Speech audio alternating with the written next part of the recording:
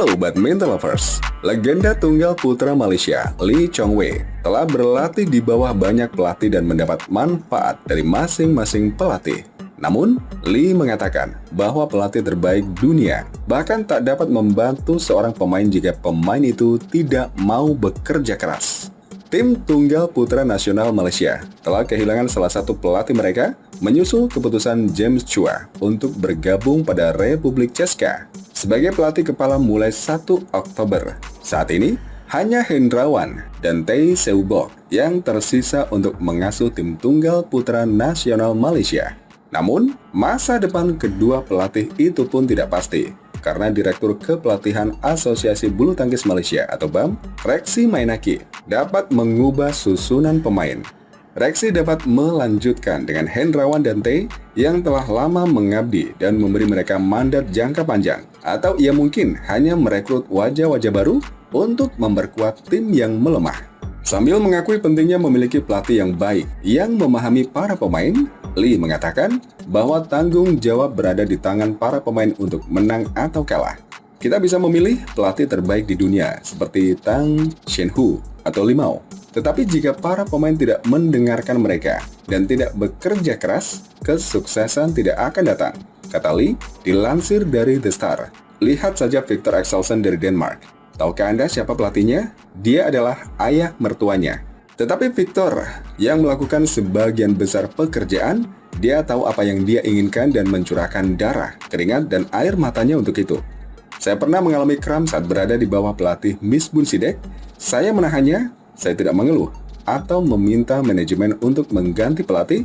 Saya memaksakan diri. Lee tahu apa yang dia bicarakan karena dia adalah salah satu dari orang langka yang bekerja ekstra keras dalam latihan. Dia datang lebih awal dari para pelatihnya dan bahkan tetap tinggal setelah latihan untuk memanfaatkan waktu. Hal itu menghasilkan hasil yang mengejutkan, karena peraih 3 medali perak Olimpiade itu bertahan sebagai pemain nomor 1 dunia untuk waktu yang lama. Faktanya pada 2015, ia kembali dari larangan doping selama 8 bulan dengan memenangkan 5 gelar. Gelar-gelar tersebut adalah Canada Open, French Open, China Open, dan Hong Kong Open sebelum memulai 2016 dengan gelar Malaysia Masters untuk kelima kalinya.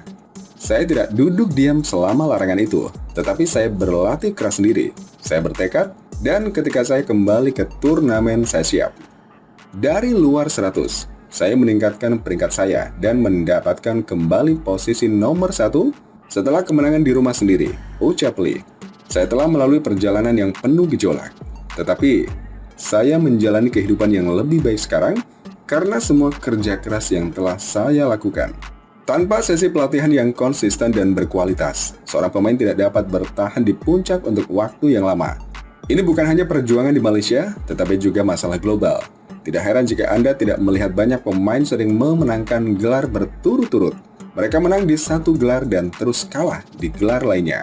Lee Chong Wei, yang telah menjadi pemain BAM selama 19 tahun, berharap pelatih di Malaysia diberi tugas jangka panjang. Kita harus menghentikan kebiasaan sering berganti pelatih. Beberapa pelatih telah diberi tugas yang berbeda begitu sering di bawah BAM, sehingga mereka tidak bertahan lama dengan pemain yang sama. Katanya, jika Reksi ingin sukses pada Olimpiade Los Angeles 2028, ia harus memiliki tim pelatih yang berkomitmen selama 4 tahun penuh.